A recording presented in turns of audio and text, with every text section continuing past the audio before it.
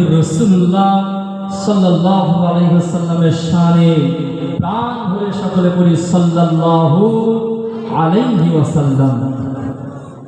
আলহামদুলিল্লাহ, কাঠুরিয়া গ্রামের বাৎসরিক ঐতিহাসিক মিলাদুন নবীর জলসা ইসালে সওয়াব আজ 6 জানুয়ারি। আল্লাহ পাকের নিয়ামত যে আল্লাহ পাক রব্বুল আলামিন আজ আমাদের এই গ্রামের যুবক থেকে নিয়ে মুরব্বী বয়োজ্যেষ্ঠ সকলের মেহনতে সকলের খিদমতে এমন একটি পাক মাহফিল বিশ্বনবী দিবস উপলক্ষ করে ইসালে সওয়াবের একটা মজলিস কায়েম করার তৌফিক দিয়েছে। এটা আল্লাহ পাকের একটি বড় দয়া। সকলে বলুন আলহামদুলিল্লাহ। কারণ আজ এই মজলিস থেকে উলামায়ে কেরামগণ ফুরফুরা শরীফের আওলাদে মুজাদ্দিদুজ জামান জনাব পীরজাদা আবু তাহির সিদ্দিকী মাদ্দাসাহুল আলী হুজুর কেবল আসছেন, উলামায়ে কেরামরা আছেন, ওয়াজ নসিহত হবে। এভাবে আমাদের গ্রামের মা ও বোনেরা দুয়া দরুদ তাসবিহ তাহলিল কালেমা শরীফের জিকির করেছে, কোরআনে কারীমের তেলাওয়াত হয়েছে, দান খায়রাত হয়েছে, আখিরি মুনাজাত হবে। আর এই মাহফিলের বরকতে, এই দোয়া দরুদের বরকতে আমার এই কাহুলিয়া মচকলের গ্রামের কবরস্থানের মুর্দারা কবরের ভিতর থেকে তারা সওয়াব অর্জন করবে। আল্লাহ পাক এই মাহফিলের বদৌলতে, এই মাহফিলের বরকতে তাদের জীবনের গুনাহগুলোকে মাফ করে দিয়ে আজ এই রাতের বরকতে, এই মাহফিলের বরকতে যাবতীয় সওয়াব তাদের রুহে রুহে আল্লাহ পাক পৌঁছে দেবেন, যার কারণে তাদের কবরের আযাবগুলো একটু হালকা হয়ে যাবে, মাফ হয়ে যাবে। সকলে বলুন সুবহানাল্লাহ। এজন্য এই মাহফিল বড় একটি রহমতের মজলিস, বড় রহমতের মজলিস। আল্লাহ পাকের বড় রহমত, তিনি আমাদের দ্বারা এমন একটি মজলিস, এমন একটি মাহফিল কায়েম করিয়েছেন। আমরা সকলে বলি আলহামদুলিল্লাহ। প্রিয় সামিঈন হযরত, বিশ্বনবী দিবস জনাব মুহাম্মদুর রাসূলুল্লাহ সাল্লাল্লাহু আলাইহি ওয়াসাল্লামের মহব্বতে, তার সিরাত সম্পর্কে, তার জীবনী সম্পর্কে আলোচনা হবে, কোরআন হাদিস থেকে আলোচনা হবে, আল্লাহ রসুলের কথা আলোচনা হবে, শরিয়াতের কথা আলোচনা হবে। এই মাহফিলে বসে বসে, এই জন্যই তো বলা হয় এই মাহফিলটা আমার দয়াল নবীর ভাষা অনুযায়ী এটা হলো রিয়াজুল জান্নাত, তথা দুনিয়ার ভিতরে এটি একটি জান্নাতের অংশ। সকলে বলুন সুবহানাল্লাহ। এজন্য সকলের কাছে আমার অনুরোধ, আমার কাফরিয়া গ্রামের সমস্ত মুসল্লি মুহিব্বিন, আপনারা বাড়িতে অযথা সময় নষ্ট না করে মেহমানানে নিজাম যারা আছেন সকলে আপনারা এই পাক মাহফিলে চলে আসুন। কারণ দুনিয়া এখন একেবারে শেষ মুহূর্তে এসে গেছে, কিয়ামত খুব কাছাকাছি, পৃথিবী একেবারে ধ্বংসের দিকে। এমন একটি সময় তথা ফিতনার যুগ, ফিতনার সময়। এই ফিতনার সময় নিজেদেরকে গুনাহ থেকে হেফাজতে রেখে কিছু আমল করার চেষ্টা করতে হবে। কারণ যে কোনো মুহূর্তে আমার এই প্রাণটা চলে যেতে পারে, যে কোনো মুহূর্তে পৃথিবী ধ্বংস হয়ে যেতে পারে, যে কোনো মুহূর্তে আমার হায়াতটা শেষ হয়ে যেতে পারে। এজন্য রব্বুল আলামিন, রব্বে কারীমের সম্মুখে আমাকে দাঁড়াতে হবে। সেই কিয়ামতের দিন হাসরের ময়দানে দাঁড়ানোর আগে নিজেকে একটু তৈরি করে নিতে হবে। এই মজলিসে আসলে এইখানে আল্লাহ পাকের একটা বরকত এবং রহমতের ভিতরে থাকা যায়। জোরে বলুন সুবহানাল্লাহ। এমন অনেক মসজিদ আছে, অনেক গুনাহগার যারা কিনা গুনার বোঝা মাথায় নিয়ে এমন এক পাক মাহফিলে এসে বসে আল্লাহ রসুলের কথা শ্রবণ করে আবারও যখন তারা বাড়িতে ফিরে যায়, দেখা যায় তাদের নামায়ে আমাল থেকে, তাদের মাথা থেকে পাপের বোঝাটা আমার আল্লাহ পাক মাফ করে দিয়ে সওয়াবে ভরপুর করে দেন। বলুন সুবহানাল্লাহ। অনেক নজির আছে, কারণ এই মাহফিলটা একেবারে আসমান পর্যন্ত আল্লাহর রহমত বর্ষণ হয়, আল্লাহর করুণা বর্ষণ হয়, আল্লাহ পাকের ফজিলত বর্ষণ হয়। এইখানে যারা বসে বসে আমার আল্লাহ রসুলের কথা শোনে, আল্লাহ পাকের রহমতের ফেরেশতারা এই আলোচনাগুলো তারা দেখেন। বলুন সুবহানাল্লাহ।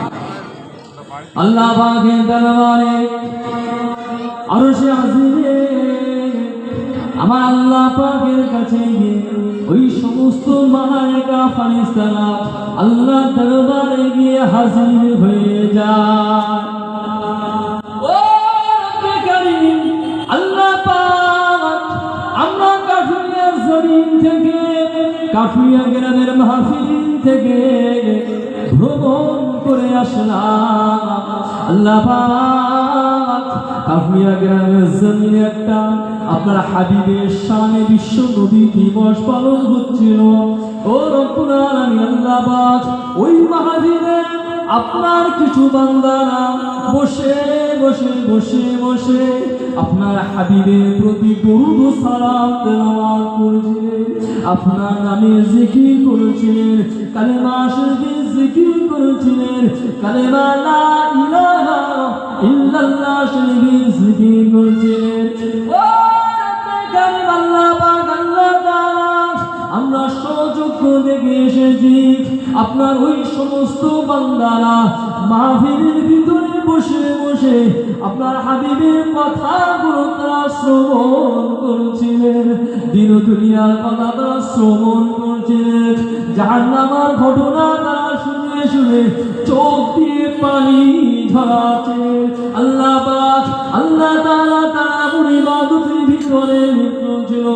আমার আল্লাহ পাক, আল্লাহ তাআলা তার মালায়েকা ফেরেশতাদেরকে প্রশ্ন করবে, ও আমার মালায়েকারা, বলো বলো বলো, আমার বান্দারা আমি আল্লাহ আল্লাহ আল্লাহ বলে জিকির করছিল, তারা কি আমি আল্লাহ আমাকে দেখেছে? ও রাব্বি আল্লাহ পাক, আল্লাহ তাআলা, তারা আপনাকে দেখে নাই, দেখে নাই। আমার আল্লাহ পাক আমার প্রশ্ন করবে, ও মালায়েকারা, বলো বলো বলো, তারা কি আমার জাহান্নাম চোখে দেখেছে? আল্লাহ পাক, আল্লাহ তাআলা, আপনার জাহান্নাম তারা তো চোখে দেখে না। ও আমার মালায়েকারা, বলো, তারা কি আমি আল্লাহ আমার দোজখ থেকে নিয়ে জান্নাত কিও তারা দেখেছে? ইয়া রাব্বাল আলামিন, তারা আপনার জান্নাত কেউ দেখে নাই। আল্লাহ পাক প্রশ্ন করবে, ও মালায়েকারা, তারা কি আমি আমার হাবিবকে দেখেছে? ইয়া রাব্বাল আলামিন, আপনার হাবিবকেও তারা চোখে দেখে নাই। আমার আল্লাহ পাক এইবারে জবাবে বলে, ও মালায়েকারা, শোনো শোনো, কাঠুরিয়া জমিনের ওই মজলিস থেকে যারা আমি আল্লাহ পাক আমার কথা শ্রবণ করছিল, জাহান্নামের কথাটা শুনে যারা কান্নাকাটি করছিল, দিন দুনিয়ার কথা শুনছিল, তোমরা সাক্ষ্য থেকে দাও, তোমরা সাক্ষী হয়ে যাও। আমি আল্লাহ ঘোষণা দিয়ে দিলাম, তারা আমি আল্লাহ আমাকে না দেখে তারা জিকির করেছে, জাহান্নামকে না দেখে চোখের পানিটা ছেড়েছে। শোনো শোনো শোনো শোনো, আমি আল্লাহ পাক তাদের জীবনের গুনাহগুলোকে মাফ করে দিলাম। জোরে বলুন, আরো জোরে বলুন সুবহানাল্লাহ। এই মাহফিলে বসার বরকতে আল্লাহ পাক ওই সমস্ত মুসল্লি, ওই সমস্ত সামি হযরত, ওই সমস্ত বিশ্ব নবী দিবসের শ্রোতাগণের জীবনের গুনাহগুলোকে আমার আল্লাহ পাক এমনি মাফ করে দেন। সকলে বলুন সুবহানাল্লাহ।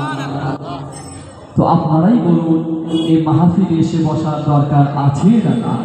এজন্য বাড়িতে সময় নষ্ট না করে আসে নবিয়ানা মেম্বারে বসি, আমরা আল্লাহ রসুলের কথা শ্রবণ করি, কারণ এটা হলো বিশ্ব নবী দিবস। আমার হাবিবের স্মরণে মজলিস, এই মজলিসের দোয়াটাও আজকে আল্লাহ পাক তিনি বেকার করে দেন না, বলুন সুবহানাল্লাহ।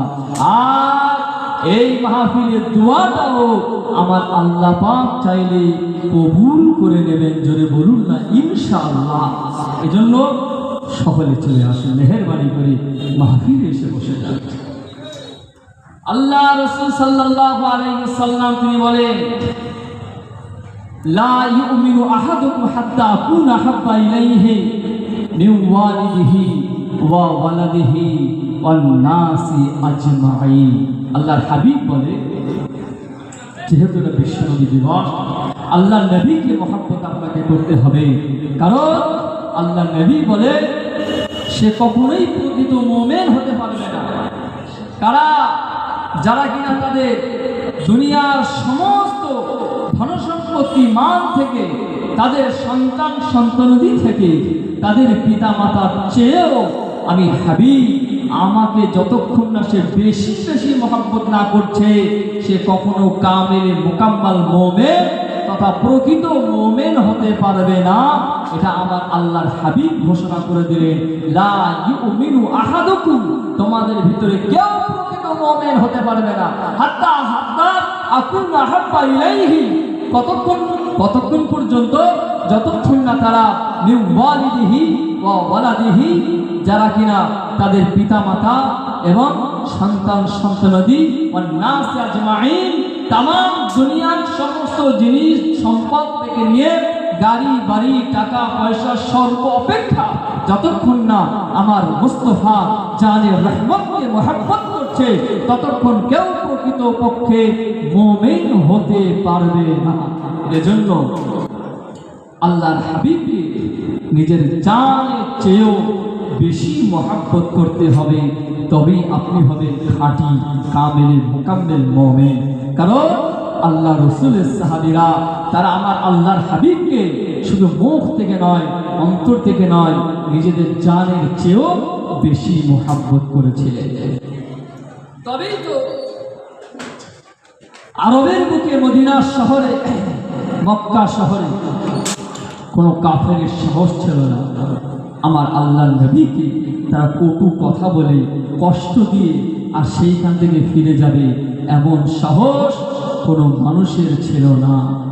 কারণ আল্লাহ রাসূল সাল্লাল্লাহু আলাইহি ওয়াসাল্লামের যে সমস্ত সাহাবীরা ছিলেন, তারা দুনিয়ার সব চাইতে বেশি আমার হাবিবকে মহব্বত করতেন।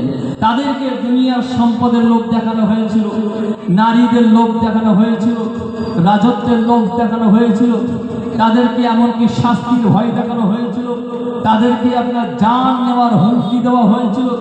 তারপরেও আল্লাহ রসুলের প্রতিটা সাহাবী তারা মজবুত ছিলেন, ইমানে তারা অটল ছিলেন, তারা কখনোই আল্লাহ রসুলকে ফেলে রেখে যুদ্ধের ময়দান বলেন আর রসুলের দরবার বলেন কখনোই তারা ছেড়ে চলে যায়নি। বরং এ কথা ইতিহাসে আরো প্রমাণিত আছে যে আল্লাহ নবী সাল্লাল্লাহু আলাইহি ওয়াসাল্লামের শানে কটূক্তি করার জন্য এমনও মানুষ, এমনও সাহাবী বেঁচেছিলেন যারা কিরা অন্যান্য কাফেরদের ধর থেকে মাথাগুলোকে আলাদা করে দিয়েছিলেন। এমনও সাহাবীদের ঘটনা আমরা পড়েছি যে সমস্ত সাহাবীদেরকে ফুটন্ত গরম তেল, যে তেল টকবক টকবক করে ফুটছে আর কালো ধোঁয়া তার থেকে বার হচ্ছে, এমনও সাহাবী রাসূলের জীবনী আমরা পড়েছি তার সঙ্গে অন্যান্য মুসলমানদেরকে ফেলে দেওয়া হয়। এমন করে যে সমস্ত মুসলমানদেরকে ওই তেলের উপরে ফেলা হয় তাদের সঙ্গে সঙ্গে হাড় হাড্ডি থেকে গোশতগুলো আলাদা হয়ে ভাজা ভাজা হয়ে যায়। তথাপিও সামনে উপস্থিত সাহাবী রাসূলরা একবারও তার ঈমানের পথ থেকে সরেনি, আল্লাহ রাসূলের দরবার থেকে তারা সরেনি, বরং সর্বক্ষণ তারা বলেছিল এই জান তো আমার একটাই আছে, এই জান একটা দিয়ে আমি কিভাবে শাহাদাতের পরীক্ষা দিতে পারি। আমার এই জান যদি আমার আল্লাহ 100 বার আমাকে জীবিত করত, আমি 100 বার এই গরম তেলের ভিতরে পড়ে নবী মুহাম্মদুর রাসূলুল্লাহ সাল্লাল্লাহু আলাইহি ওয়াসাল্লামের মুহাব্বতের পরীক্ষা দিয়ে আমি 100 বার শাহাদাত বরণ করতাম। বলুন সুবহানাল্লাহ। আমরা এমন অনেক সাহাবীর জীবনে পড়েছি যে সমস্ত সাহাবী রাসূলদেরকে আপনার রাস্তায় টেনে হিঁচড়ে নিয়ে যাওয়া হতো, বুকের উপরে পাথর মারা হতো, শুধু একটাই দাবিতে, মুহাম্মদুর রাসূলুল্লাহ মুহাব্বতকে যদি তুমি ছেড়ে দিতে পারো আজ এই বিপদ থেকে তুমি মুক্তি লাভ করবে। তারা জীবন দিয়েছে, পেটের চামড়া উঠে গিয়েছে, বুকের উপরে পাথর চাপানোর পরেও একটাই মুখ দিয়ে কথা, আমি মুহাম্মদুর রাসূলুল্লাহর প্রেমে পড়ে গেছি, অতএব আমি আল্লাহর রাসূলের এই মুহাব্বত থেকে আমি পিছু হটতে পারবো না। এমনও সাহাবী রাসূলের জীবনে পড়েছি, এক মহিলা সাহাবী তিনি যুদ্ধের ময়দানে থেকে ছুটে যাচ্ছেন, কখন? যখন শোনা গেল আল্লাহর নবী আর দুনিয়াতে নাই। ওই মহিলা সাহাবী তিনি যখন যুদ্ধের ময়দানে থেকে যায়, বিভিন্ন সাহাবী রাসূল বলেন, মা তোমার স্বামী ইন্তেকাল হয়ে গিয়েছে। ওই মহিলা বললেন, আমার কোনো দুঃখ নাই, আপনার সন্তান ইন্তেকাল হয়ে গিয়েছে। তিনি আবারও বলেন, আমার কোনো দুঃখ নাই, আমার নবী কেমন আছে বলুন। যতক্ষণ না আল্লাহর নবীর জীবিত খবর না শোনে ততক্ষণ পর্যন্ত সে ঠান্ডা হয় না। এজন্য আজও দুনিয়ার ভিতরে এমন অনেক মানুষ আছে, অনেক কুফফার আছে, অনেক মুশরিক আছে, যারা কিনা নবী মুহাম্মদুর রাসূলুল্লাহর উপরে তারা এই আমল চালিয়ে বলে যে আল্লাহর নবী তিনি কিনা আপনার তরবাল ইসলাম প্রচার করেছে। তাদের উত্তরে কথাই আমরা বলতে চাই যে আপনারা জীবনী পড়ুন, আল্লাহ রাসূলের ইতিহাস পড়ুন, সাহাবী রাসূলদের ইতিহাস পড়ুন। বরং তারা তরবাল দিয়ে নয়, তারা মুহাব্বত দিয়ে আর প্রেম দিয়ে সেই সময় ইসলামকে তারা জীবিত করেছিলেন। ইসলামের এই প্রচার ও প্রসারকে মদিনা থেকে নিয়ে, মক্কা থেকে নিয়ে, আরব থেকে নিয়ে তামাম জাহানের প্রতিটি ঘরে ঘরে ইসলামের দাওয়াত পৌঁছে দিয়েছিলেন। এজন্য আল্লাহ নবীর তরবাল নয়, তার মুহাব্বতে, তার ভালোবাসা, তার ভালো ব্যবহারে প্রতিটা ঘরে ঘরে ইসলাম পৌঁছে গিয়েছিল। এজন্য যুবক, আজও আপনাকে সেই সমস্ত সাহাবী রাসূলদের সিরাতকে খেয়াল করে আল্লাহ রাসূলের জীবনীগুলোকে পড়ে নিজেদেরকে আশিক রাসূল হিসেবে দেশের ভিতরে প্রমাণিত করে এই সমস্ত কুফফারদের জবাব দিতে হবে, তাদের প্রশ্নের সম্মুখীন হয়ে জবাব দিতে হবে। তারা বুঝুক আজ সেই মুহাম্মদ সাল্লাল্লাহু আলাইহি ওয়াসাল্লামের প্রেমিক তার জীবিত আছে। আমাদের এই রক্ত যতক্ষণ শরীরে থাকবে আল্লাহর নবীর শানে কোনো কথা নাই, কোনো কটূক্তি নয়। যেখানেই প্রতিবাদ হবে হামলে পড়ে আল্লাহ রাসূলের এই শানে মুহাব্বতে আমাদেরকে ঝাঁপিয়ে পড়তে হবে। তবেই আপনি হবেন লা ইউমিনু আহাদুকুম হাত্তা আকুনা হাব্বা ইলাইহি মিন ওয়ালিদিহি ওয়া ওয়ালাদিহি ওয়ান নাস আজমাইন। আপনি দুনিয়ার সমস্ত জিনিস অপেক্ষা, আপনার পিতার চেয়েও, আপনার মায়ের চেয়েও, আপনার সন্তানের চেয়েও, আপনার জানের চেয়েও আপনি হাবিবকে ভালোবেসেছেন, তার বড় প্রমাণ। ইনশাআল্লাহ আমরাও প্রস্তুত, আমরা সেইভাবেই আমাদের জীবনকে তৈরি করব। সকলে বলি ইনশাআল্লাহ। প্রিয় সামিন হযরত, আপনাকে জানতে হবে আল্লাহ রাসূল সাল্লাল্লাহু আলাইহি ওয়াসাল্লাম এক সাহাবী ছিলেন, হযরত আব্দুল্লাহ বিন হুযাইফা রাদিয়াল্লাহু তাআলা। হযরত ওমর ফারুক রাদিয়াল্লাহু তাআলার জামানায় রোম সাম্রাজ্যের সাথে যুদ্ধের জন্য কিছু সৈন্যদেরকে পাঠানো হয়েছিল। যে সমস্ত সৈন্যের লিডার হিসেবে গিয়েছিলেন হযরত আব্দুল্লাহ ইবনে জুবাইর। আপনাকে শুনতে হবে, জানতে হবে, সাহাবী রাসূলদের জীবনী পড়তে হবে, কিভাবে তারা রাসূলকে মহব্বত করতেন, কেন আজ বিশ্ব নবী দিবস, আর রাসূলের প্রেম আপনার অন্তরে জাগাতে হবে। প্রিয় সামিন হযরত, হযরত আব্দুল্লাহ ইবনে জুবাইর, আব্দুল্লাহ ইবনে হুযাইফা রাদিয়াল্লাহু তাআলা আনহু রোম সাম্রাজ্যের এই যে রোমানদের বিরুদ্ধে যুদ্ধ করতে গেলেন। এক পর্যায়ে রোমানদের হাতে মুসলিম তথা রাসূলের সাহাবীরা তারা বন্দী হয়ে গেল। এদিকে রোমের যে বাদশাহ ছিল সে হচ্ছে খ্রিস্টান, আর সে ভালো রকম জানে যে মুহাম্মদ সাল্লাল্লাহু আলাইহি ওয়াসাল্লামের যারা মুহাব্বত করেন, যারা সাহাবী আছে, তারা আল্লাহর নবীকে বড় মুহাব্বত করে। দুনিয়ার কোনো জিনিসকে তারা প্রাধান্য দেয় না মুহাম্মদুর রাসূলুল্লাহ সাল্লাল্লাহু আলাইহি ওয়াসাল্লামের চেয়ে। বাদশাহ ছিলেন খ্রিস্টান, তার খুব ইচ্ছা হলো যে আমি একটু ওই মুহাম্মদ সাল্লাল্লাহু আলাইহি ওয়াসাল্লামের সাহাবীদেরকে দেখব। তারা সৈন্যদেরকে হুকুম করলেন যে আপনারা মুহাম্মদ সাল্লাল্লাহু আলাইহি ওয়াসাল্লামের যারা সাহাবীরা বা মুসলমানরা আসবে তাদেরকে হত্যা করবেন, তাদেরকে জীবিত অবস্থায় আমার দরবারে হাজির করবে। কথা অনুযায়ী যুদ্ধের ময়দানে বন্দী হওয়া সেই সমস্ত সাহাবী রাসূলদেরকে রোমে আপনার সৈন্যরা বন্দী করে বাদশার দরবারে হাজির করলেন। খ্রিস্টান বাদশাহ তিনি জিজ্ঞাসা করলেন মুহাম্মদ সাল্লাল্লাহু আলাইহি ওয়াসাল্লামের সাহাবী কে? যেহেতু তাদের সৈন্য সেনাপতি, ওই সৈন্যদের সেনাপতি ছিলেন হযরত আব্দুল্লাহ ইবনে হুযায়ফা রাদিয়াল্লাহু তাআলা আনহু, তো তাকে কাঠগড়ায় দাঁড় করানো। এইবারে রোমের বাদশাহ অফার করছে, খুব গভীরভাবে মনোযোগ দিয়ে অফার করছে যে আব্দুল্লাহ বিন হুযায়ফাকে বলা হচ্ছে আপনি যদি মুসলিম ধর্ম ত্যাগ করতে পারে, ইসলাম ধর্মটা ত্যাগ করতে পারে, তাহলে আমি আপনাকে একটা উপহার দেব। তা কি? সেটা হলো আমার মেয়ের সাথে তোমাকে বিবাহ দেব, আর তোমাকে খ্রিস্টান হতে হবে। এই বিপদ বা এই মুসিবত থেকে আজ তোমাকে আজাদ করে দেব। কার সাথে ছিনিমিনি করছে? আল্লাহ রাসূলের সাহাবী আব্দুল্লাহ বিন হুযায়ফাকে বলা হয়। চিৎকার করে তিনি বললেন, আমি আপনার এই শর্ত মানতে পারলাম না। আমি আমার ধর্মকে ত্যাগ করে, এক আল্লাহ এই মনোনীত ধর্মকে ত্যাগ করে আমি আপনার খ্রিস্টান ধর্ম শিরক বিদআত কুফরের দিকে আমি আর যেতে পারবো না, এবং আমার এই অফারের প্রয়োজনও নেই। বাদশাহ তো রেগে গেলেন। বাদশাহ আবার অফার করলেন যে আব্দুল্লাহ বিন হুযায়ফা, তুমি যদি ইসলাম ধর্ম ত্যাগ করো, তোমাকে আমার এই রোম সাম্রাজ্যের অর্ধেক রাজত্ব তোমাকেই আমি দান করে দেব, তুমি শুধু একবার ইসলাম ত্যাগ করো। আল্লাহ রাসূলের সাহাবী হযরত আব্দুল্লাহ বিন হুযায়ফা রাদিয়াল্লাহু তাআলা আনহু বাদশাহ দরবারে দাঁড়িয়ে আছে। বাদশাহ তিনি হুকুম করলেন, ও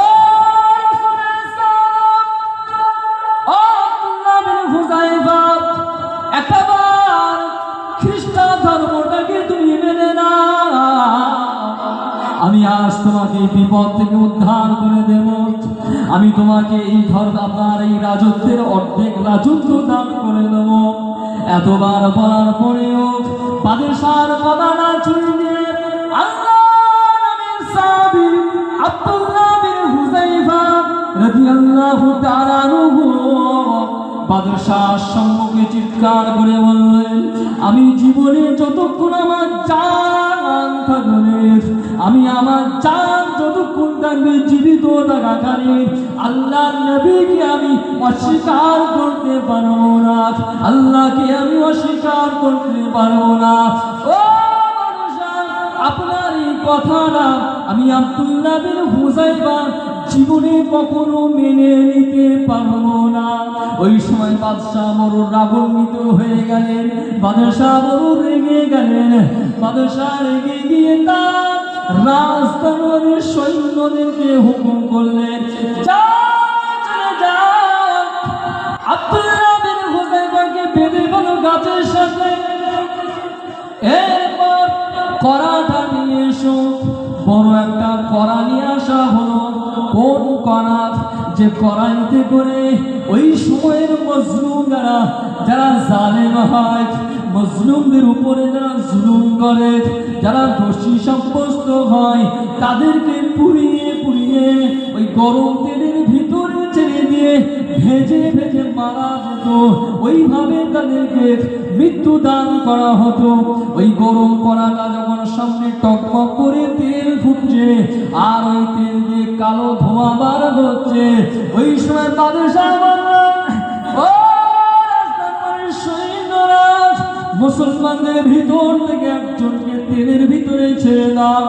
ওই সময় আল্লাহ রাসূলের সাহাবীদের ভিতর থেকে একজন মুসলমান সাহাবীকে গরম তেলের উপরে ছেড়ে দেওয়া হলো।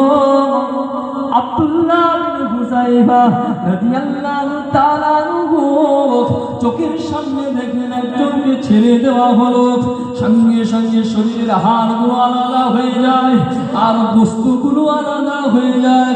ও কাঠুরের যুবকেরা শুনুন, আল্লাহ রাসূলের সাহাবারা কেমন তারাকে মুহাব্বত করতেন, আমার আল্লাহ পাককে কেমন পিয়ার করতেন। নিজেদের জান চলে যাচ্ছে, আল্লাহকে আল্লাহ বলে তারা ওই অবস্থায় অটল আছে, ঈমানের পথ থেকে তারা সরে যায়নি। এমন অবস্থায় আল্লাহ রাসূলের সাহাবী আব্দুল্লাহ বিন হুযায়ফার কানে কানে একজন এসে বলছে, ও আব্দুল্লাহ বিন হুযায়ফা, তুমি এই মুহূর্তে তোমার ধর্মটা ছেড়ে দাও, তা না হলে তোমাকে এমন গরম তেলের ভিতরে ফেলা হবে। তখনও তিনি মানেন না। ওই সময় রাজদরবারের বাদশাহ বললেন, একটা তীরন্দাজ মানুষকে ডাকা হলো। তীরন্দাজ বলতে যারা তীর মারে, যারা আপনি দূরে রেখে দিয়ে, এত তাদের ক্ষমতা ছিল, এত আন্দাজ ছিল তীর মারার, যে তীরগুলো যদি মনে করে যে আপনার চোখে মারবেন চোখে মারবেন, নাকে তো নাকে, আপনার দাঁতে তো দাঁতে, মানে ওদের এত মানে এম ছিল। এইভাবে এক তীরন্দাজকে ডেকে বলা হলো যে আব্দুল্লাহ বিন হুযায়ফাকে গাছের সাথে বাঁধা আছে, তুমি তীরগুলো মারবে কিন্তু তার গায়ে যেন না লাগে, তাকে একটু ভয় পাই, যাতে আব্দুল্লাহ বিন হুযায়ফা একটু ভয় করে আর তার ধর্মটা ছেড়ে দেয়। এই জন্য তুমি তীরগুলো তার পায়ের আশেপাশে মারবে, তার গায়ে মারবে। আব্দুল্লাহ বিন হুযায়ফা ইমানে মজবুত, নবীর প্রেম তার অন্তরে, কি করলেন, ওই গাছে বাঁধা আছে, তীর মারছে, পায়ের পাশে তীর লাগছে, হাতের পাশে গিয়ে তীর লাগছে, মাথার উপরে মাথার পাশে তীর লাগছে। আর একজন পাশ থেকে বলছে, তাড়াতাড়ি তুমি তোমার ধর্ম ছাড়ো, মুহাম্মদকে ছেড়ে দাও, নচেত এই তীর তোমার গায়ে যদি লাগে তুমি মারা যাবে। তারপরেও আব্দুল্লাহ বিন হুযায়ফা একই কথা, জান যতক্ষণ থাকবে আমি আমার ধর্ম ছেড়ে এক মুহূর্ত অন্য ধর্ম মেনে নিতে পারি না। জোরে বলুন না সুবহানাল্লাহ, সকলে আর একটু জোরে বলুন সুবহানাল্লাহ। ইমানের কি পাওয়ার! বাদশাহ এবারে হুকুম করল, হবে না, এক কাজ কর, ওকেও গরম তেলে ছেড়ে দাও, গরম তেলে ছেড়ে দাও। এইবারে আব্দুল্লাহ বিন হুযায়ফাকে নিয়ে যাওয়া হচ্ছে, মৃত্যুদণ্ড দেবে। ওই সময় আল্লাহ রাসূলের সাহাবী কেঁদে ফেললেন। আল্লাহ নবীর সাহাবীর চোখ দিয়ে অঝর ঝরে পানি পড়ছে। আল্লাহ রাসূলের সাহাবী অঝর ঝরে চোখ দিয়ে পানি পড়ে। এই দৃশ্যটা রোমের সৈন্যরা রাজ দরবারের বাদশার কাছে পৌঁছে দিল। বাদশাহ মুহাম্মাদের সাহাবা তিনি কেঁদে ফেলেছেন, অঝর ঝরে তিনি কাঁদছেন। ওই সময় বাদশাহ হুকুম করলেন, এইবার মনে হয় কাজ হয়েছে, যা আব্দুল্লাহ বিন হুযায়ফাকে আমার সম্মুখে হাজির করো। আব্দুল্লাহ বিন হুযায়ফা এবারে ভয় করেছে, মৃত্যুর ভয় তার অন্তরে জেগে উঠেছে। এইবারে হয়তো সে তার ধর্মটাকে ছেড়ে দেবে। আমার দরবারে হাজির করো। আল্লাহ রাসূলের সাহাবী হযরতে আব্দুল্লাহ বিন হুযায়ফা রাদিয়াল্লাহু তাআলা আনহুকে বাদশাহ দরবারে হাজির করা হলো। বাদশাহ দরবারে যখন হাজির করা হয়েছে, বাদশাহ বলছে, ও আব্দুল্লাহ বিন হুযায়ফা, বলো তোমার কি মৃত্যুর ভয় এবারে লেগেছে? এখনো তোমাকে ছেড়ে দেব, এখনো তোমাকে অফার দিচ্ছি, তুমি যদি তোমার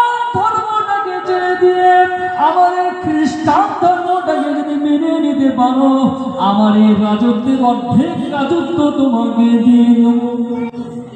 আল্লাহ রাসূলের সাহাবী হযরত আব্দুল্লাহ বিন হুযায়ফা রাদিয়াল্লাহু তাআলা আনহু ওই সময় কেঁদে বলেন, ও বাদশাহ, আমি মরণের ভয়ে কাঁদি না, আমি মরণের ভয়ে কাঁদি না, কারণ আমি আব্দুল্লাহ বিন হুযায়ফা, এই জন্য আমি প্রমাণ করছি আল্লাহ পাক আমাকে মাত্র একটা জান দিয়েছে।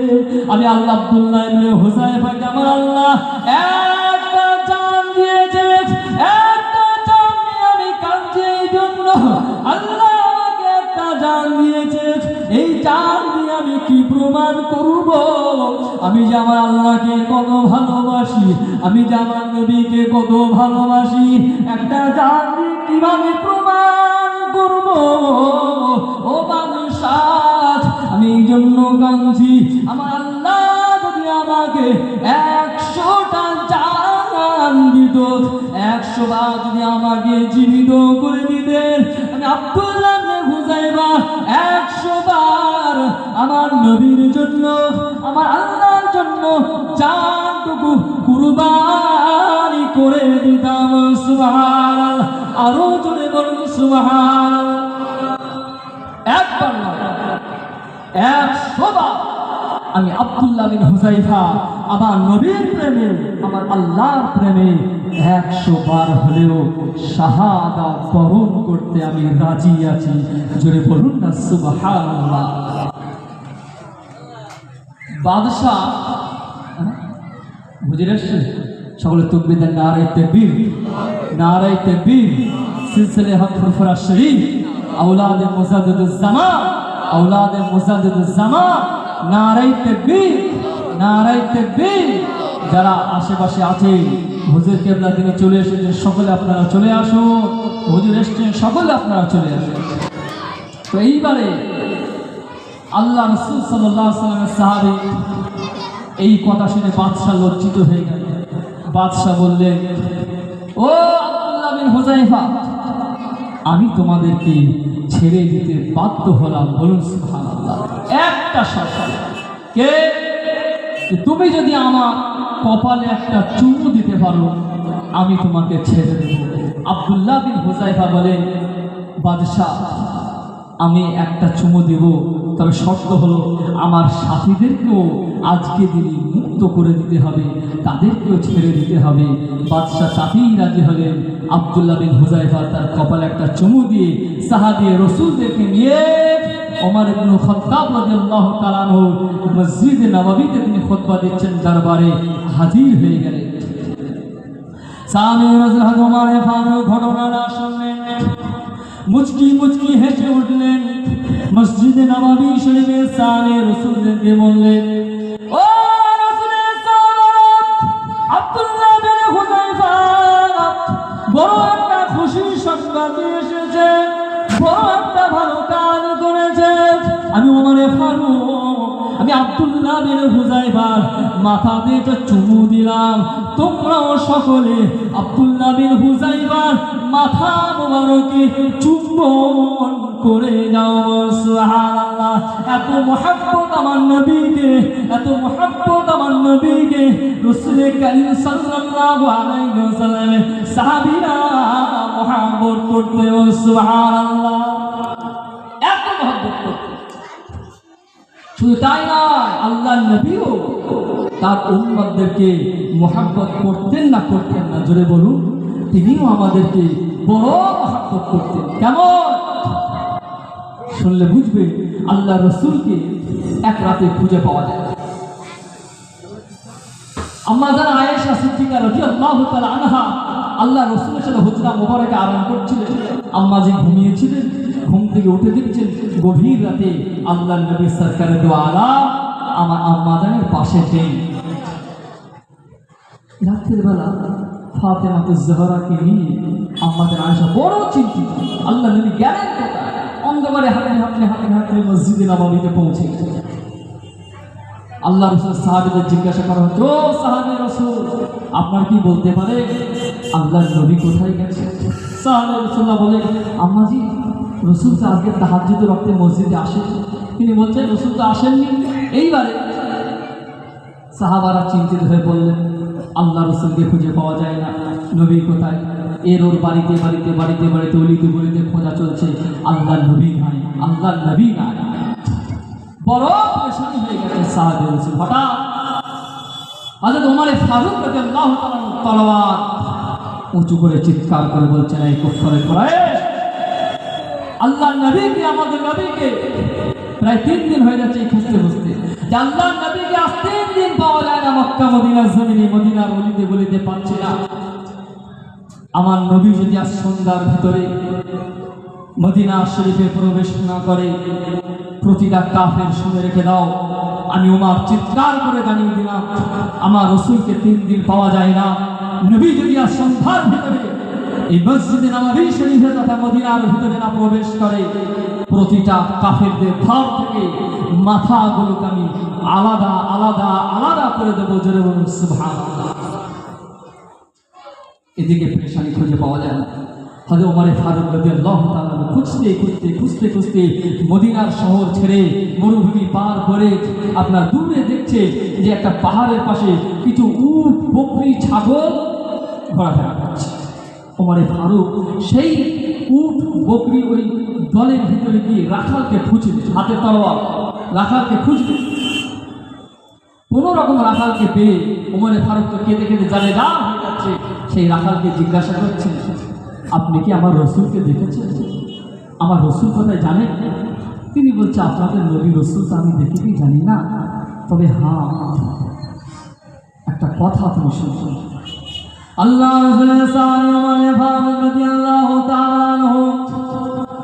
আল্লাহ নবীকে 3 দিন ধরে পাওয়া যায় না। নবী প্রেমিক হযরত ওমর ফারুক বড় চিন্তিত।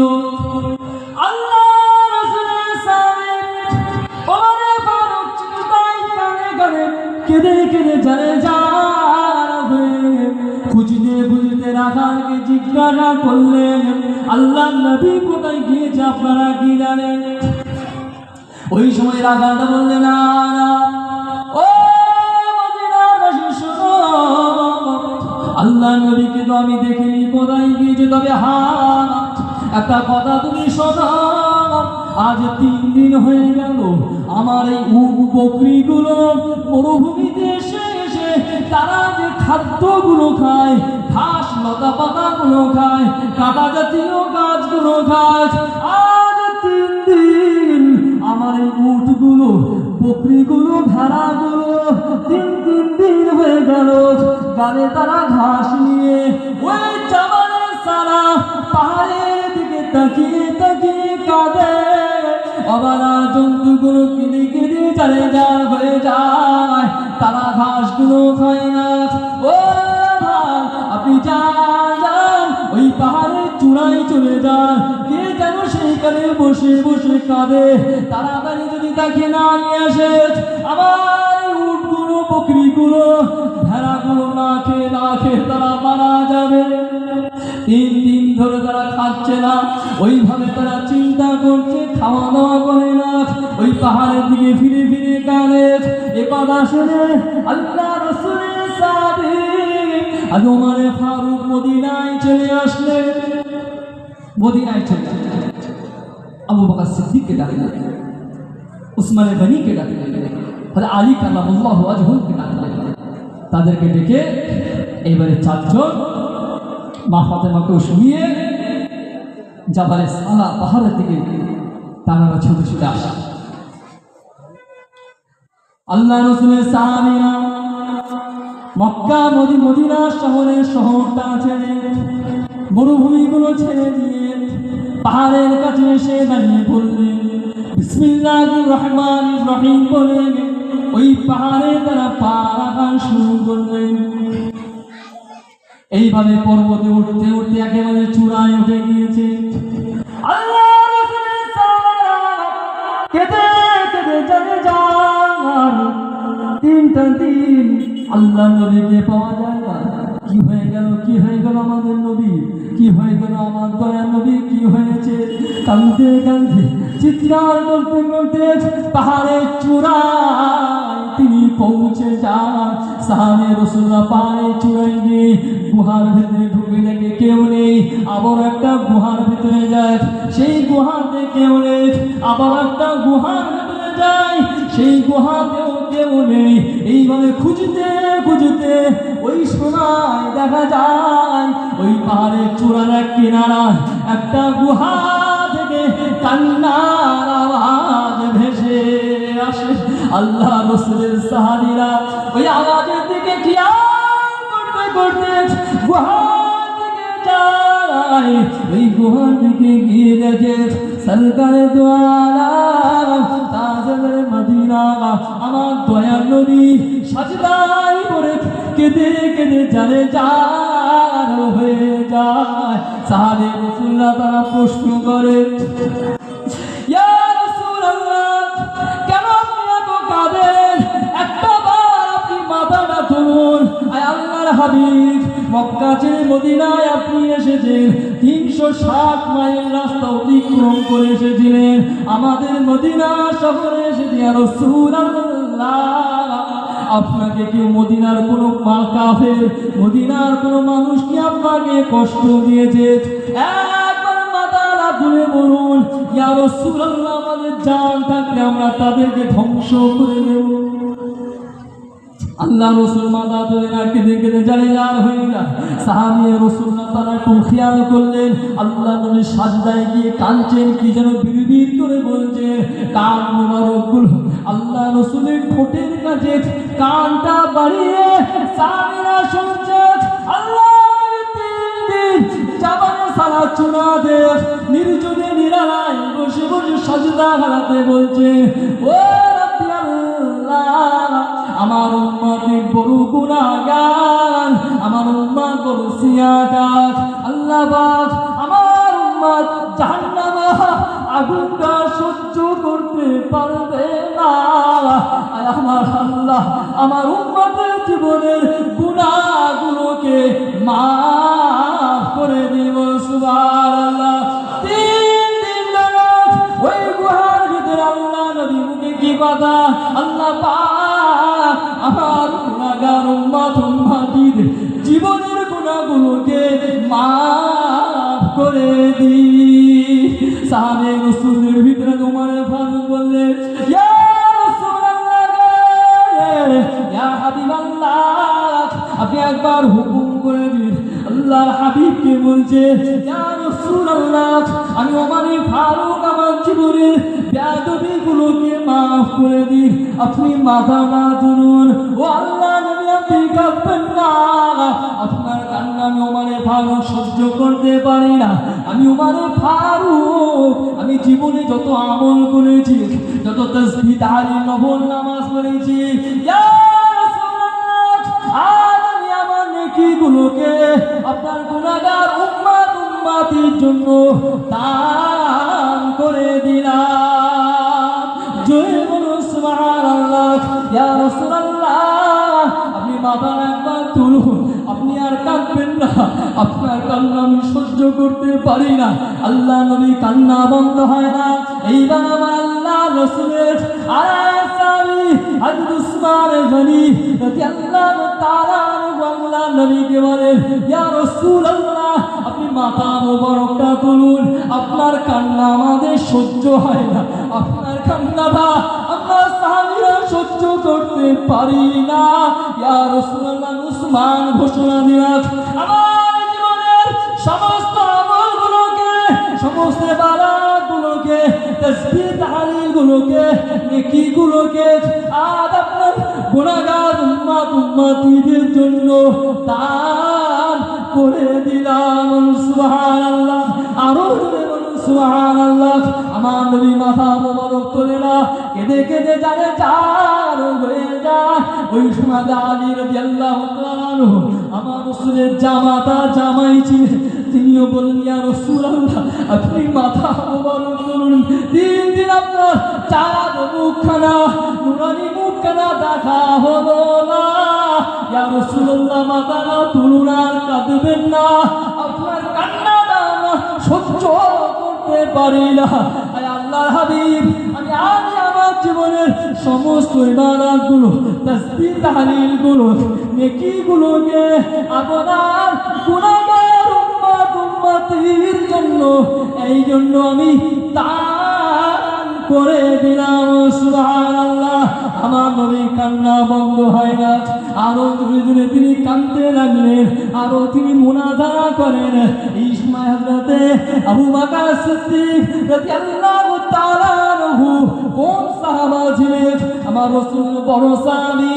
কোন সাহাবার ঘটনা শুনছেন যা কিনা আল্লাহ রাসূলের সাহাবী আবু বকর সিদ্দিক রাদিয়াল্লাহু তাআলা আনহু কিতাবের ভিতরে এসেছে, সিদ্দিক আকবর তার এক রাতের আমল নামাটা যদি এক পাল্লায় রাখা হয়, তামাম বিশ্বে যত মুসলমান এসেছে, তামাম বিশ্বে যত মুসলমান আসবে, তামাম মুসলমানদের জীবনের সমস্ত আমলগুলো যদি আর একটা পাল্লায় রাখা হয়, জীবনের সমস্ত আমল যদি আর একটা পাল্লায় রাখা হয়, আবু বকর সিদ্দিক রাদিয়াল্লাহু তাআলা আনহু এক ইবাদতের পাল্লাটা তামাম উম্মতের জীবনের ইবাদতের পাল্লার চেয়েও ভারী হয়ে যাবে।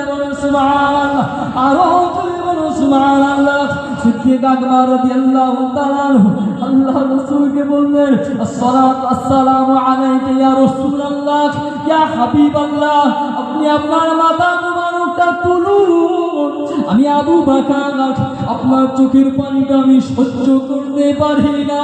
ইয়া রাসূলুল্লাহ, আপনি যে কান্না করছেন এই কান্নাটা আমি আবু বকর আমার সহ্য হয় না। ইয়া রাসূলুল্লাহ, মাথাটা দয়া করে আপনি তুলুন। আমি আবু বকর ঘোষণা করে দিলাম, আমার জীবনের সমস্ত তাসবিহ, আমার জীবনের সমস্ত নফল ইবাদত, ফরজ ইবাদত, সমস্ত দুআগুলো, সমস্ত নেকিগুলো, সমস্ত সওয়াবগুলো, সমস্ত রাতের আমলগুলো ইয়া রাসূলুল্লাহ, ইয়া হাবিবাল্লাহ, আপনার গুনাহগার উম্মতির জন্য দান করে দিলাম। আরো জোরে বলুন সুবহানাল্লাহ। আল্লাহ নবী মাথা মোবারকটা তুলে না। ও যুবকেরা কোন নবীর সুন্নাত ছেড়ে দিয়েছো? ও যুবকেরা কোন নবীর মুহাব্বত থেকে পিছিয়ে আছো? ও যুবকেরা কোন নবীর সামনে বেয়াদবি করেছো? বিশ্ব নবী দিবসে মাহফিলে আসছো না? শোনো, তোমার নবী তোমার জন্য কেঁদে কেঁদে কেঁদে কেঁদে জানে হয়ে যায়, মাথা মোবারক তোলে না। আল্লাহ আমার গুনাহগার উম্মতিদেরকে ক্ষমা করে দে, আমার গুনাহগার উম্মতির জন্য জাহান্নামটাকে হারাম করে দিন। ওই সময় তিনি মাথা তুলছেন না। আল্লাহ রাসূল সাল্লাল্লাহু আলাইহি ওয়াসাল্লামের সাহাবে রাসূলরা হতাশা হয়ে নিরাশে ফিরে আসছেন মদিনার দিকে।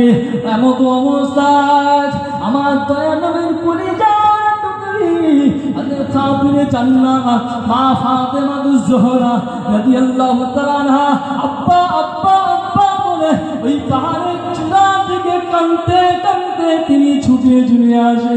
আমাদের মা ফাতেমা জোহরা রাদিয়াল্লাহু তাআলা আনহা পাহাড়ের চূড়ায় এসে গুহার ভিতরে সামনে রাসূলের সালাম দিলেন, আসসালাতু আসসালামু আলাইকা ইয়া রাসূলুল্লাহ, ইয়া হাবিবাল্লাহ। ও রাসূলের সাহাবারা, আপনারা একটু সরে যান, সরে যান, সরে যান। আমি ফাতেমা আল্লাহ রাসূলকে 3 দিন দেখি না, মনে বড় কষ্ট। আমার মা ছোটবেলায় চলে গিয়েছে, আমার বাপ আছে, আমি আমার আব্বাকে যারা কাউকে চিনি না। ও সাহাবীরা শুনে না, আমার আব্বা যারা আমাকে বড় মহব্বত করে, সকালে বেরোনোর সময় আমি ফাতেমা আমার সাথে না দেখা করে তিনি বেরাতেন না। আবারও সন্ধ্যায় যখন বাড়িতে ফিরতে আমি ফাতেমা আমার সাথে না দেখা করে হুজরাতে প্রবেশ করতেন না। ও রাসূলের সাহাবীরা, সরে যান, সরে যান। আমার আব্বাকে আমাকে দেখতে না, কেঁদে কেঁদে জানে যাবে। ফাতেমা জোহরা রাদিয়াল্লাহু তাআলা আনহা আল্লাহ নবীকে সালাম দিলেন, আসসালাতু আসসালামু আলাইকা ইয়া রাসূলুল্লাহ ইয়া হাবিবাল্লাহ। আব্বাজান, আমি ফাতেমা, আপনার কলিজার টুকরা, আমি ফাতেমা এসেছি আব্বা, একটা বার মাদানা তুলুন। ইয়া রাসূলুল্লাহ, মাদানা তুলুন। আমি আপনাকে 3 দিন ধরে দেখিনি, বুকে বড় কষ্ট হচ্ছে আব্বা, বলে রাখতে পারেনি, মনে বড় কষ্ট হচ্ছে। আমার নবী মাথা মুবারকটা তুলছেন না। আল্লাহ পাক আমার উম্মতকে ক্ষমা করে দিন বলতেই আছে, বলুন সুবহানাল্লাহ। আমার দয়াল নবীকে এইবারে মা ফাতেমা বললেন, ইয়া রাসূলুল্লাহ, আপনি শুনে না জেনে না, মা ফাতেমাকে জান্নাতের সমস্ত মহিলাদের সরদার হয়ে যাবেন, সরদারনি খাতুনে জান্নাত। আমার দয়াল নবীর বেটি মা ফাতেমা ঘোষণা করলেন, ইয়া রাসূলুল্লাহ, ইয়া হাবিবাল্লাহ, আপনি শুনে না, আমি ফাতেমা আমার জীবনের সমস্ত তাসবিহ তাহলিল, জীবনের সমস্ত নেক আমল, নামাজ কালাম কোরআন তেলাওয়াত, দ্বীনের মুহাব্বত খিদমত গুলোকে আল্লাহর হাবিব আজ আপনার গুনাহগার উম্মত উম্মতিদের জন্য হাদিয়া পেশ করলাম। সুবহানাল্লাহ। হাবিব, আপনি মাথা মোবারক তুলুন, আমি আমার জীবনের আমলগুলো গুনাহগার উম্মত উম্মতিদের নাজাতের জন্য দান করে দিলাম। কে, কোন মহিলা দান করছেন?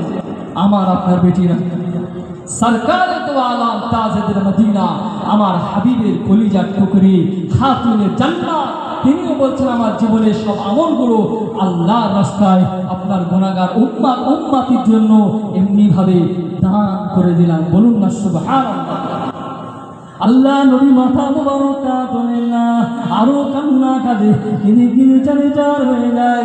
ওই সময় মা ফাতেমাতুজ জোহরা রাদিয়াল্লাহু তাআলা আনহা আল্লাহ নবীকে বলে, ও বাজার, মাথাটা তুলুন, মাথা তুলুন। ছোটবেলা আম্মাকে হারিয়েছি, আব্বা, আপনি আমার আব্বা আছেন, আব্বা আপনি মাথাটা তুলুন, আমি সহ্য করতে পারি না, আমার বড় কষ্ট হচ্ছে।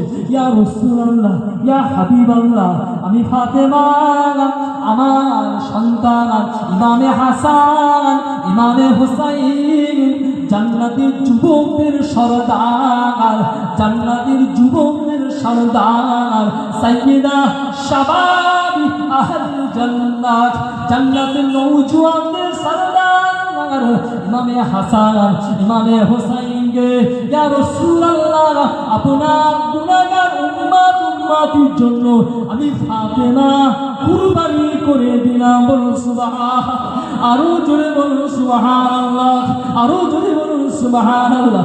আমার দয়াল মাথা মোবারক তোলে না, ফাতেমা জোহরা রাদিয়াল্লাহু তাআলা মাথা মোবারক না তোলার কারণে তিনিও আব্বার পাশে সাজদায় চলে গেলে, সাজদায় গিয়ে কিনে কিনে জানে যার হয়ে আল্লাহকে বলে, ও আল্লাহ পাক, আল্লাহ তাআলা, আল্লাহ পাক, আপনি আমি ফাতেমা, আপনার আমার আব্বাকে আপনি দোয়া কবুল করে নেন, আমার আব্বাকে আপনি আর কাঁদাবেন না, আমি আমার আব্বার কান্না সহ্য করতে পারি না।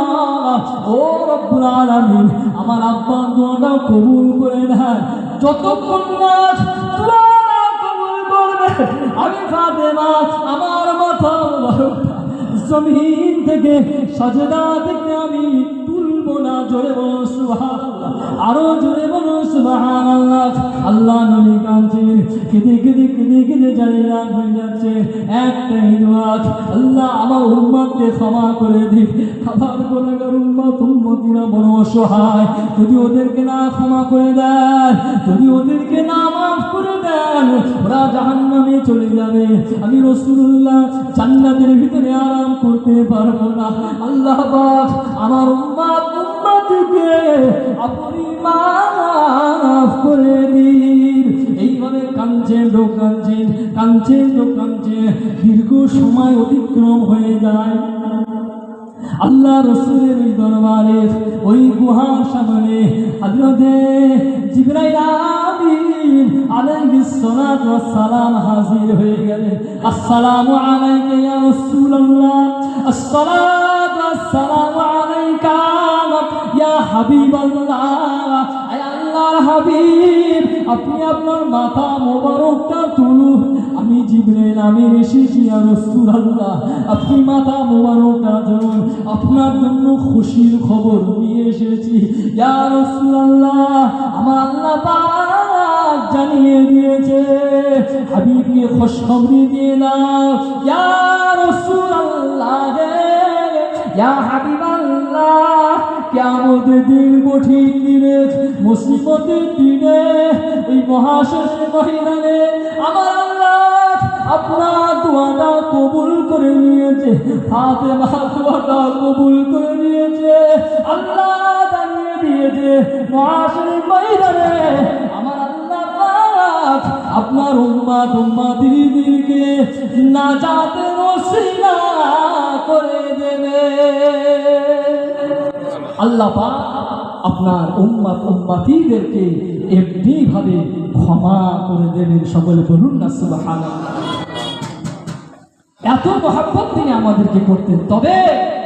তবেই তো ফারিস্তারা আপনার রসুলের সাহাবীরা আল্লাহ রসুলকে এমনি ভালোবাসেন। এই জন্য আমাকেও মহব্বত করতে হবে, আপনাকেও মহব্বত করতে হবে। মানে আল্লাহ রসুলের তামাম জীবনটা উম্মত কি করবে, উম্মত কি করবে, এই চিন্তা, এই পেরেশানি, এই কষ্ট আল্লাহ রসুলের লেগেই আছে। তিনি চিরজীবন কেটেছে। আজও মদিনা নববী শরীফের পাশে সবুজ গম্বুজের নিচে আমার দয়াল নবী আজও কাঁদছেন। শুধু তাই নয়, মহাশরের ময়দানে মাকামে মাহমুদের সামনে আমার আল্লাহর হাবিব আল্লাহর দরবারে মাথা মোবারকটা সাজদাই দিয়ে কেঁদে কেঁদে জারে জার হয়ে যাবে। আমার আল্লাহ পাক ওই সময় বললেন, হাবিব আর কাঁদবেন না, আপনি মাথাটা তুলে নেন। হাবিব আর কাঁদবেন না, জীবনে অনেক কেঁদেছেন, আমি আল্লাহ আপনার গুনাহগার উম্মত উম্মতিদেরকে মাফ করে জান্নাতের ফয়সালা করে দিলাম। বলুন না সুবহানাল্লাহ। শুধু তাই নয়, আল্লাহ রাসূল সাল্লাল্লাহু আলাইহি ওয়াসাল্লামকে আম্মা জান আয়েশা সিদ্দিকা রাদিয়াল্লাহু তাআলা আনহা জিজ্ঞাসা করলেন, ইয়া রাসূলুল্লাহ, ইয়া হাবিবাল্লাহ, কিয়ামতের দিন হাসরের ময়দানে ইয়া রাসূলুল্লাহ কোটি কোটি মানুষ থাকবে, লক্ষ লক্ষ নবী আম্বিয়ারা থাকবে। ওই দিন আমি আয়েশা আপনাকে কোথায় গেলে খুঁজে পাবো ইয়া রাসূলুল্লাহ? কোথায় গেলে আমি আপনাকে পাবো? আপনি ওই দিন কি আমাদের সাথে দেখা করবে? আল্লাহ রসুল বলেন, আয়েশা ওই দিন আমি খুব পেরেশানি থাকবো, খুব পেরেশানি থাকবো। আমার আল্লাহ পাকও আমার হাবিবকে বড় মহব্বত করতেন। আমরাও যেমন ভালোবাসি আল্লাহ নবীকে, আল্লাহ নবীও আমাদেরকে মহব্বত করেন। শুধু তাই নয়, আমার আল্লাহ পাকও আমার হাবিবকে বড় মহব্বত করেন। বলুন না সুবহানাল্লাহ। কেন? আল্লাহ পাক তামাম নবীদেরকে জিজ্ঞাসা করেন, আয় আম্বিয়া আলাইহিস সালাম, বলুন আপনারা কিসে রাজি? সাহাবে আপনার তামাম নবীরা বলছেন, আল্লাহ পাক আপনি যাতে রাজি, আমরাও তাতে রাজি। আল্লাহ পাক নবীদের উত্তরটা শুনে আমার আল্লাহ পাক এইবারে কি উত্তর দিচ্ছেন? আল্লাহ পাক রব্বুল আলামিন তামাম নবীদের কথা শুনলেন, নবীরা আপনারা কিসেতে রাজি, কিসে আপনারা রাজি? তামাম আম্বিয়ারা উত্তর দিলেন, ইয়া রাসূলুল্লাহ, ইয়া রব্বুল আলামিন, আপনি যাতে রাজি, আমরা তামাম নবীরা যাতে রাজি। আল্লাহ পাক রব্বুল আলামিন তিনি বললেন, ও মুহাম্মদ রাসূলুল্লাহ, শোনো শোনো শোনো, ও হাবিব শোনো, প্যারা হাবিব শুনে নাও, জেনে নাও, তুমি যাতে রাজি আমি আল্লাহ পাক সেই সমস্ত কাজে আমিও রাজি। বলুন সুবহান, আরো জোরে বলুন সুবহানাল্লাহ। আল্লাহ পাক হাবিবকে এত মহব্বত করেন। আল্লাহ রাসূল বললেন, আয়েশা কিয়ামতের দিন আমাকে তুমি তিনটে জায়গায় গেলে পাবে। তিন জায়গায়। এক হলো মিজানের তারিফাল্লাহর সামনে আমি রসুল থাকবো, বড় পরেশানি হয়ে থাকবো। কেন ইয়া রাসূলুল্লাহ? মিজানের তারিফাল্লাহ আপনার কাজ আল্লাহ রাসূল ও আয়েশা শুনে নাও জেনে নাও, কিয়ামতের দিনে মিজানের দাঁড়িপাল্লা বলে একটা দাঁড়িপাল্লা আল্লাহ পাক কায়েম করবেন। মিজান জায়গাটার নাম হবে, যে পাল্লাটার নাম হলো মিজান দাঁড়িপাল্লা। আমার তামাম উম্মতের জীবনের নেকিগুলো গুনাহগুলো ওই পাল্লাটা মাপা হবে। ও আয়েশা, আমি রাসূলুল্লাহ, আমি বড় পেরেশানি থাকবো, আমি চিন্তায় থাকবো, আমার উম্মতির জীবনের গুনার পাল্লাটা ভারী হয়ে যাচ্ছে, আমার কোন উম্মতির নেকির পাল্লাটা ভারী হচ্ছে। ওই জায়গাটা আমি রাসূলুল্লাহ, আমি বড় চিন্তিত থাকবো, আমি বড় পেরেশানিতে থাকবো। ওই জায়গাটা আমার স্ত্রীর সন্তানের কথা মনে পড়বে না। ও আয়েশা, ওই জায়গাটা আমি দাঁড়িয়ে দাঁড়িয়ে থাকবো, আমার গুনাহগার উম্মতির গুনার পাল্লাটা যদি ভারী হয়ে যায়, আমি রাসূলুল্লাহ শাফাআত করে তাদেরকে আমি জান্নাতে নিয়ে যাব। ইয়া রাসূলুল্লাহ, কোথায় গেলে আপনাকে আর পাবো? মিজান ছাড়া আপনাকে আর কোথায় পাবো? ও আয়েশা সিদ্দিকা রাদিয়াল্লাহু তাআলা আনহা, শুনে নাও জেনে নাও, ফুলসিরাত বলে একটা পুল আছে, যে ফুলসিরাতের ওপারে থাকবে জান্নাত, আর ওই ফুলসিরাতের নিচেই থাকবে জাহান্নাম। আমার গুনাহগার উম্মতিরা ওই ফুলসিরাতটা তারা পার করতে পারবে না, তারা পার করতে পারবে না, ফুলসিরাতের নিচেই পড়ে দোজখে চলে যাবে। ও আয়েশা, আমি রাসূলুল্লাহ জান্নাতের ভিতরে আরাম করব, আমার গুনাহগার উম্মতিরা জাহান্নামের ভিতরে থাকবে, তা আমার কখনো সহ্য হবে না। ওই জন্য আমি ফুলসিরাতের সামনে দাঁড়িয়ে দাঁড়িয়ে দাঁড়িয়ে দাঁড়িয়ে দেখবো আমার গুনাহগার উম্মতিদেরকে শাফাআত করে জান্নাতে নিয়ে যাব। আরো জোরে বলুন সুবহানাল্লাহ। ইয়া রাসূলুল্লাহ, ইয়া হাবিবাল্লাহ, ওই জায়গা ছাড়া, মিজান আর ফুলসিরাত ছাড়া আল্লাহর হাবিব আপনাকে আর কোন জায়গাটায় পাবো? ইয়া রাসূলুল্লাহ, আপনাকে আর কোন জায়গাতে পাওয়া যাবে? আল্লাহ নবী ঘোষণা করে, ও যুবকেরা, নবী প্রেমিক হয়ে যা, আশিকে রাসূল হয়ে যা, আল্লাহ নবীকে মুহাব্বত করতে শেখো, জান দিয়ে মুহাব্বত করতে শেখো। আল্লাহ নবী জীবনে হায়াতেও কেঁদেছেন, কবরে মুকদ্দাস রওজা মুবারকে তিনি কাঁদছেন, হাসরের ময়দানে তিনি কাঁদবেন, মাকামে মাহমুদে তিনি কাঁদবেন। এইভাবে আমার দয়া নবী কেঁদে কেঁদে জানে হয়ে যাবে, উম্মতিদের জন্য পেরেশান হয়ে যাবে। আম্মা জান আয়েশা সিদ্দিকা রাদিয়াল্লাহু তাআলা আনহা তিনি বললেন, ও আয়েশা সিদ্দিকা রাদিয়াল্লাহু তাআলা আনহা, শুনে নাও জেনে নাও, শুনে নাও জেনে নাও, আমি রাসূলুল্লাহ, আমি আর এক জায়গা হলো জাহান্নামের দরওয়াজায় গিয়ে থাকবো। ইয়া রাসূলুল্লাহ, কেন আপনি জাহান্নামের দরওয়াজায় থাকবেন? ওখানে তো গুনাহগাররা যাওয়া আসা করবে, ওইখানে তো গুনাহগার নাপাকরা থাকবে। ইয়া রাসূলুল্লাহ, আপনি কেন ওই জায়গায় থাকবেন? ও আয়েশা সিদ্দিকা রাদিয়াল্লাহু তাআলা আনহা, শোনো শোনো শোনো, আমি রাসূলুল্লাহ আমার অনুপস্থিতিতে, আমার বিনা হাজিরিতে, আমার অনুপস্থিতিতে আমার আল্লাহ পাকের মালায়েকেরা, জাহান্নামের মালায়েকা ফেরেশতারা আমার গুনাহগার উম্মতিদেরকে জাহান্নামের ভিতরে তারা ঢুকিয়ে দেবে। আমি রাসূলুল্লাহ জান্নাতের ভিতরে আরাম করব, আয়েশ করব। আমার গুনাহগার উম্মতিরা জাহান্নামের ভিতরে তারা আযাব ভোগ করবে। এটা আমি রাসূলুল্লাহ কখনোই সহ্য করতে পারবো না। আয়েশা, আমি ওই সময় জাহান্নামের দরওয়াজায় থাকবো, ছুটোছুটি ছুটোছুটি ছুটোছুটি করবো।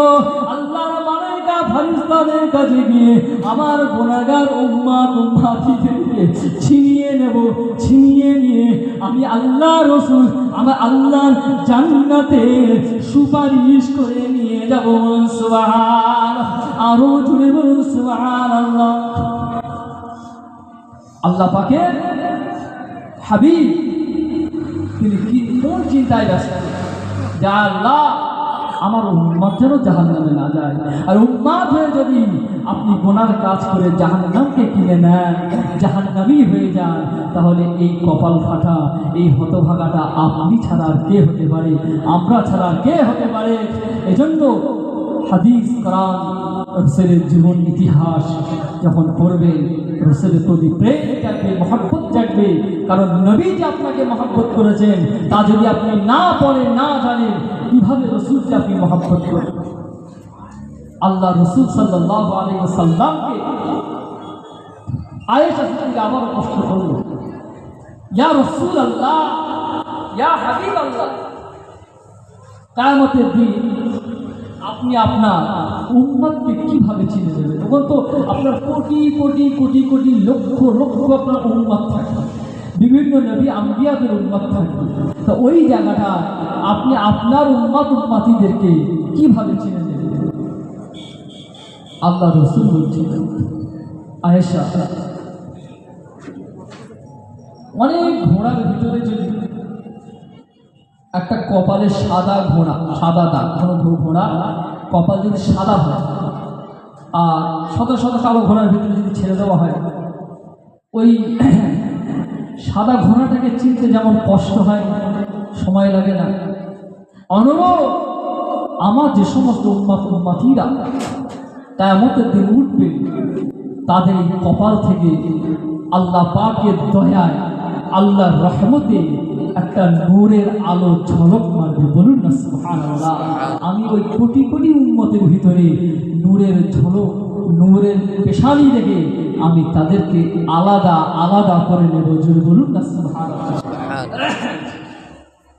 আল্লাহ রাসূল বলে, আমার যে সমস্ত উম্মতিরা দুনিয়ার জমিনে নামাজে দাঁড়িয়ে যায়, ওযু করে, কোরআন তেলাওয়াত করে, ওযু করে, সালাত আদায় করে, ওযু করে, হজ করতে যায়, ওযু করে, এভাবে তাসবিহ তাহলিল জিকির আজকারে যায়, ওযু করে, প্রতিটা ইবাদতে তারা ওযু করে। ও আয়েশা সিদ্দিকা রাদিয়াল্লাহু তাআলা আনহা, শোনো, আমার উম্মতিরা যে সমস্ত আমল কালাম করতে গিয়ে ওযু করতে হয়, আমি রাসূলুল্লাহ জানিয়ে দিলাম, ওই ওযুর প্রতিটা অঙ্গ প্রত্যঙ্গ দিয়ে কিয়ামতের দিন একটা নূরানি আলো বার হয়। সুবহানাল্লাহ, আরো জোরে বলুন সুবহানাল্লাহ। আয়েশা, আমি রাসূলুল্লাহ নূরানি কপাল, নূরানি হাত, নূরানি হাতের কুরু থেকে নিয়ে ওই ওযুর জায়গাগুলো চমকাবে, ওইগুলো দেখে দেখে আমি রাসূলুল্লাহ আমার উম্মতিদেরকে বাছাই করে করে আলাদা করে জড়ো করে নেব। সুবহানাল্লাহ। এজন্য নামাজ পড়ার দরকার আছে না না? আপনি নামাজ পড়বেন না, রোজা করবেন না, তাসবিহ তাহলিল করবেন না, তাহলে কিয়ামতের দিন আল্লাহ রাসূলের সুপারিশটা আপনি কিভাবে পাবেন? কারণ আল্লাহ রাসূল সাল্লাল্লাহু আলাইহি ওয়াসাল্লাম, বুখারী শরীফের হাদিস, তিনি নিজেই বলেন, আল্লাহ পাক প্রতিটা নবী আম্বিয়াদেরকে একটা করে দোয়া দিয়েছেন, মুজিবুদ দাওয়া, এমন একটা দোয়া প্রতিটা নবীদেরকে দিয়েছে যে দোয়াটা চাওয়ার সাথে সাথেই আল্লাহ পাক কবুল করে থাকেন। বলুন সুবহানাল্লাহ। প্রতিটা নবীকে আল্লাহ পাক এই মাকাম দিয়েছে যে একটা করে দোয়া আছে, যে দোয়াটা চাইতে দেরি কবুল হতে দেরি নাই। বলুন না সুবহানাল্লাহ। আল্লাহ রাসূল বলেন যে সেই দোয়াগুলো প্রতিটা নবীরা কোনো না কোনো বিপদে পড়ে, মুসিবতে পড়ে তারা সেই দোয়াগুলো চেয়ে নিয়েছে, সেই দোয়াগুলো তারা ফুরিয়ে ফেলেছে, খতম করে ফেলেছে। কিন্তু শোনো, আমি রাসূলুল্লাহ ইখতিবাত আমি সেই দোয়াটাকে লুকিয়ে রেখেছি, ছুপিয়ে রেখেছি, ওই দোয়াটাকে আমি জমিয়ে রেখেছি। বলুন না সুবহানাল্লাহ। কেন? আল্লাহ নবী দু জাহানের বাদশাহ সরকারে দু আলম তাজদারে মদিনা হাবিবুল্লাহ মুহাম্মদুর রাসূলুল্লাহ সাল্লাল্লাহু আলাইহি ওয়াসাল্লাম বর্ণনা করেন, ও উম্মত মদিনা, আমি ওই দোয়াটা দুনিয়ার ভিতরে চাই না। আল্লাহ নবীকে কিন্তু খুব কষ্ট দেওয়া হয়েছিল, আল্লাহ নবীকে অনেক মারধর করা হয়েছিল, তাইফের জমিনে রক্তে রক্তাক্ত করা হয়েছিল, পাথর মেরে আমার আপনার নবী দু জাহানের বাদশাকে বেহুশ করে দিয়েছিলেন। আমার দয়া নবীর দান মোবারকটাকে মেরে শহীদ করে দিয়েছিলেন। এতিম নবী আমার সকলের তাকবীর দেন, নারায়ে তাকবীর। উচ্চস্বরে তাকবীর দেন না, নারায়ে তাকবীর।